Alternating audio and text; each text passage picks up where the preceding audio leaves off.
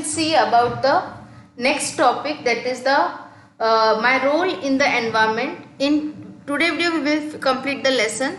Now what is your role in your environment, मतलब अपना role क्या है environment के लिए. तो सबसे पहले हमें देखना चाहिए कि हम लोग देखते हैं कि कंट्रोल, सबसे पहले कंट्रोल से स्टार्ट करते हैं. प्रिवेंटिंग द हार्म, जो भी जितने भी हार्म है उसे हमें क्या करना चाहिए, प्रिवेंट करना चाहिए. ठीक है. उसके बाद स्टॉपिंग हार्मफुल एक्टिविटीज़, जितनी भी हार्मफुल एक्टिविटीज़ होती है वो हमें क्या करना चाहिए, स्टॉप करना चाहिए. जैसे कि हम लोग डिफॉरेस्टेशन करते हैं, ऐसी कोई जो जिसमें ज़्यादा गैस होती है, वैसे गाड़ियाँ जैसे बहुत ज़्यादा काला धुआं होता है वैसे नहीं करना चाहिए. हमें ये सब जो एक्टिविटीज़ हम जो करते हैं जिससे एनवायरनमेंट डिस्टर्ब होता है उसे हमें बंद करना चाहिए. चेंजिंग द माइंडसेट, हमें अपनी सोच को क्या करना चाहिए, बदलना चाहिए. Next is production revival of harm factors of the environment, यानी जो पूरा हार्म एरिया है, टोटली जो गंदा एरिया है उसको क्या करना चाहिए, पूरा प्रोटेक्ट करना चाहिए, उसको अच्छे इसमें क्या करना चाहिए, कन्वर्ट करना चाहिए. जैसे हम लोग पहले सोचते थे कि गंगा नदी बहुत ख़राब है, उसको क्लीन करना चाहिए. यहाँ पे कहीं ना कहीं हम लोग वहाँ पे अपनी एक बहुत ही बड़ी नदी है जिसे हम पवित्र नदी बोलते हैं, उस पूरी गंदी है, पूरी हार्म्ड है. ठीक है, अपन मानते हैं वो पूरी गंदी है. सब लोग वहाँ पे ही डंप करते थे कचरा, कोई गुजर गया उसकी अस्थियाँ भी है, तो उसको क्लीन करना. अब आपने देखा होगा लॉकडाउन के पीरियड में पूरी वो क्या हो गई, क्लीन हो गई है. ठीक है. अटेम्प्ट में इनोवेशन करना चाहिए. जैसे कि अपन देखते हैं कि प्लास्टिक में अपन ने बहुत ज़्यादा इनोवेशन कर लिया है. प्लास्टिक अब क्या करते हैं, रीयूज़ करते हैं. पहले बहुत सारा प्लास्टिक के कारण बहुत ज़्यादा तकलीफ हुई है, तो अपन ने इनोवेशन किया है कि प्लास्टिक को क्या कर सकते हैं, यूज़ कर सकते हैं. डिकम्पोजिशन वाला प्लास्टिक क्या हो रहा है, अभी बनाने वाले हैं. तो ये सब इनोवेशंस क्या करना चाहिए, हमें प्रैक्टिस में लाना चाहिए. Next is awareness.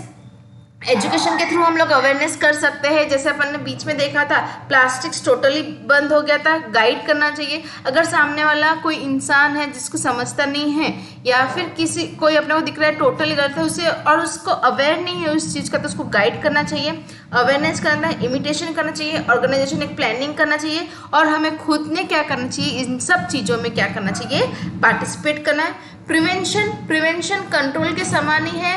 Preventing possible harms, जितना भी हार्म्स होता है उसको प्रिवेंट करना चाहिए. डिजाइनिंग न्यू प्लांट्स, जैसे कि अपन ने देखा था अफॉरेस्टेशन जैसे जो काम होते हैं उस टाइप के नए प्लांट्स हमने करना चाहिए. फैक्टर्स हार्मफुल टू एनवायरनमेंट, जो हार्मफुल फैक्टर्स है जो अपने एनवायरनमेंट को जैसे माइनिंग वाले हैं उन सबको, डिफॉरेस्टेशन, इन सबको क्या करना चाहिए, स्टॉपेज लगाना चाहिए. Preservation whatever have been left over, जितना भी हमारे पास बचा है उसको हमें प्रिजर्व करना चाहिए, जो कि हमारी आगे वाली जनरेशन के लिए हमें क्या कर सकते हैं, वो यूज़ हो सके. Remedies to prevent future loss, जो फर्दर लॉस हुआ है उसको हमें रेमेडीज, उसके ऊपर कुछ ना कुछ उपाय ढूंढने चाहिए. प्रिजर्विंग अननोन रीजन, जो रीजन हमें पता नहीं है उसको भी क्या करना चाहिए, प्रिजर्व करना चाहिए. कंजर्वेशन द अवेलेबल रिसोर्स, मतलब जो हमारे पास है जो सोर्स है जैसे कि पानी है, पेट्रोल है, इसको कंजर्व करके रखना चाहिए. फ्यूचर जनरेशन के लिए हमें क्या करना चाहिए, कंजर्व करना चाहिए.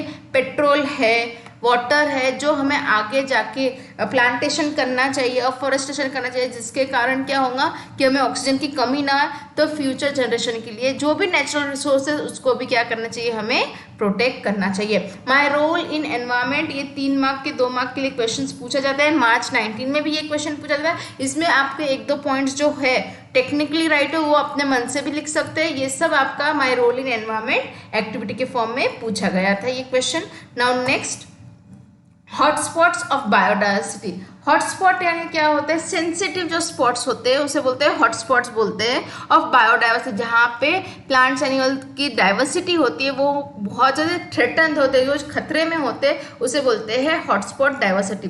34 highly sensitive biodiversity spots are reported all over the world, यानी टोटल जो 34 ऐसे हॉटस्पॉट्स थे जहाँ पे बायोडाइवर्सिटी के लिए हॉटस्पॉट माने जाते हैं, यानी वो पूरे थ्रेटन में, पूरे खतरे में है. ऐसे पहले 34 आपके एरिया थे. Such area had been occupied once occupied in 15.7% area of the earth, यानी टोटल कितने एरिया जो अर्थ का एरिया है, ऑल ओवर अर्थ आप देखते हो बहुत बड़ा है, उसमें से 15.7% ऐसा एरिया था जो हाईली सेंसिटिव था, हॉटस्पॉट बना हुआ था। एट प्रेजेंट अभी 86% of sensitive area already destroyed, जो 86% था यानी 15.7 तो पूरे अर्थ में ऐसा था 34% सेंसिटिव थे, पर उसमें से 86 जो परसेंट थे, यानी अगर इसको 100% मानते हैं तो 86% उसमें से क्या हो गए, डिस्ट्रॉय हो गए। अब जो अभी उसको हमने ओवरकम कर लिया, उस पर कुछ ना कुछ हमने उसको बचाया है। अब प्रेजेंटली जो बचा है वो कितना है, सिर्फ 2.3 area of the earth have been sensitive hotspots, यानी जो हॉटस्पॉट एरिया जो अभी अर्थ पे बचा हुआ है वो कितना है, ओनली 2.3 है। पहले कितना था, 15.7 था, यानी उसको कम करते करते करते जिसमें से 86% हमने रिकवर कर लिया और अभी कितना बचा है, 2.3 बचा हुआ है। इट इंक्लूड्स, यानी जो 2.3 एरिया बचा हुआ है टोटल, जैसे कि अगर समझो टोटल यहाँ पे दिया है 1,50,000 प्लांट स्पीसीज दिए हैं, ठीक है। ये 2.3 जो एरिया है उसमें क्या है, जो 50% वर्ल्ड काउंट है उसमें से बायोडाइवर्सिटी इंक्लूड होती है। It includes 1,50,000 plant species which are 50% of the world count. अगर बताते हैं कि जो ये अगर आपका वर्ल्ड है, ठीक है, उसमें जो 2.3 एरिया जो बचा है आपका, ठीक है, ये आपका 2.3 एरिया जो बचा है, तो उसके अंदर जो बायोडाइवर्सिटी है, ठीक है, इसके अंदर जो बायोडाइवर्सिटी है वो कितनी है, 50% है। यानी वर्ल्ड में अगर टोटल 3 लाख अगर टोटल प्लांट स्पीसीज है तो उसमें से 1.5 लाख जो बोलेंगे वो स्पीसीज का है, वो ये 2.3 एरिया में ही है। यानी ये 2.3 एरिया को प्रोटेक्ट करना, उसको अंडर थ्रेटन लाना बहुत ही ज़्यादा एसेंशियल है। समझ में आ रहा है बच्चों कि यहाँ पे टोटल कितना था, पहले 15.7 था, उसमें से अपन ने ओवरकम लेके आए तो अभी कितना है, 2.3 है। पर जो ये 2.3 वाला जो एरिया है बेटा, उसके अंदर क्या है, सबसे ज़्यादा स्पीसीज है, यानी 50% ऑफ द वर्ल्ड में जितने स्पीसीज है उसके आधे % स्पीसीज ये 2.3 एरिया में ही है। अब इंडिया की बात करते हैं। As far as India considered out of 135 species of animal, India में कितने हैं, 135 स्पीसीज एनिमल है जो एंडेंजर में है, यानी वो खतरे में है। उसमें 85 species are found in the jungle of eastern region, उसमें 85 जो स्पीसीज है वो कहाँ मिल रहा है, ईस्टर्न रीजन में मिल रहा है। और about 1,500 endemic plant species are found in the western Ghat. अब उसमें से जो है 1,500 एंडेमिक प्लांट्स, एंडेमिक प्लांट्स यानी क्या होता है कि यानी वो ही पर्टिकुलर एरिया में मिलता है। अब बाकी जो स्पीसीज है, जैसे कि अगर रोज की बात करते हैं, रोज ऑल ओवर द वर्ल्ड मिलते हैं, बट अगर ब्लैक रोज की बात करते हैं वो सिर्फ कहाँ मिलेगा, सिर्फ वेस्टर्न घाट में ही मिलेगा, वो ऑल ओवर द वर्ल्ड कहीं नहीं मिलेगा। यानी जो एक पर्टिकुलर जो प्लांट होता है उसी एरिया में मिलता है और कहीं नहीं मिलता है। ऐसे प्लांट को बोलते हैं एंडेमिक प्लांट, उसे बोलते हैं एंडेमिक प्लांट या फिर एंडेमिक एनिमल या फिर एंडेमिक स्पीसीज, कुछ भी हो सकता है। एंडेमिक का मीनिंग क्या होता है, वो पर्टिकुलर एरिया में ही मिलता है। वैसे ही क्या बताया गया है, 1,500 जो स्पीसीज है अपने प्लांट के वो कहाँ मिलते हैं, सिर्फ वेस्टर्न घाट में, इंडिया के वेस्टर्न घाट में ही मिलते हैं, ऑल ओवर द वर्ल्ड कहीं नहीं मिलते हैं। Out of total plant species in the entire world 50,000 are the endemic. Total world में से 50,000 कैसे हैं, एंडेमिक है, यानी वो पर्टिकुलर एरिया में ही मिलते हैं। समझ में आया बच्चों कि ये अलग अलग जगह के अपन ने देखे कि एंडेमिक सिचुएशंस देखी है, यानी पर्टिकुलर एरिया में मिलते हैं। पहले 15.7 थी, अभी 2.3 हो गया, 2.3 में भी 50% उस एरिया में इंक्लूड है। Now 3 endanger heritage place of the country, ये जो 3 बिल्कुल एंडेंजर प्लेसेस है कंट्री में वो कौन सी है। सबसे पहले है, अपन इंडिया की बात करते हैं, यानी ये जो अपनी इंडिया की बात करते हैं वहाँ पे सबसे 3 डेंजर वाली कौन सी है।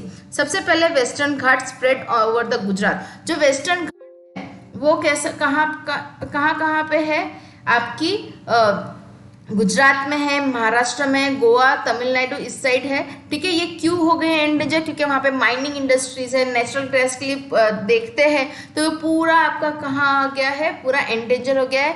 इसमें जो एशियाटिक लॉयन है और वाइल्ड बाइसन है वो बहुत ज़्यादा थ्रेटन्ड में आ गए हैं, क्योंकि उनको सर्वाइव करने के लिए वहाँ पे जगह नहीं मिल रही, डिफॉरेस्टेशन हो गया है, इसलिए इन दोनों एनिमल्स के ऊपर बहुत प्रॉब्लम हो गई है। नेक्स्ट है आपकी Manas sanctuary of Assam is under the threaten due to dams and indiscriminate use of the water. अब यहाँ पे जब डैम्स बनाते हैं तो बहुत ज़्यादा पानी रोकते हैं, पर उस जगह पे जो है वहाँ पे बार बार फ्लड आते हैं आसाम के कारण, तो उसमें जो फ्लड के कारण बहुत सारे एनिमल्स क्या हो जाते हैं, मर जाते हैं, और ख़ास करके वहाँ के जो टाइगर और राइनो हैं वो बहुत ही कम हो गए हैं।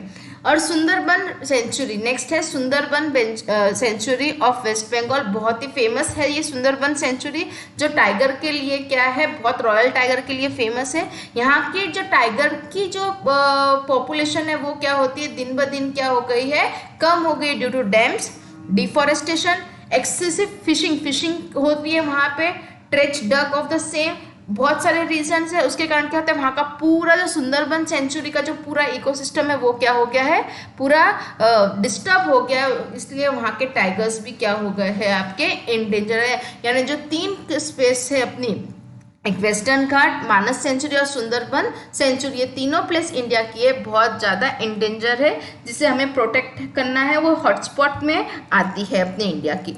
नेक्स्ट है अपना classification of the threaten species, यानी जो स्पीसीज है कौन कौन से बहुत ज़्यादा खतरे में है ये अपने को देखना है। इसके 3 टाइप है बेटा, यहाँ पे 4 टाइप है।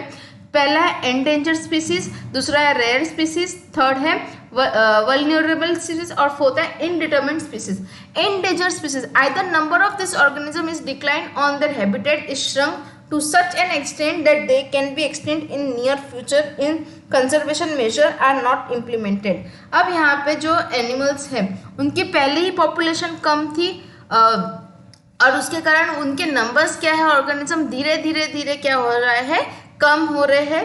ठीक है, जैसे कि लॉयन टेल मंकी आप देख रहे हो, ये वाले मंकी बहुत ज़्यादा कम हो गए, पूरे खत्म होने आए हैं।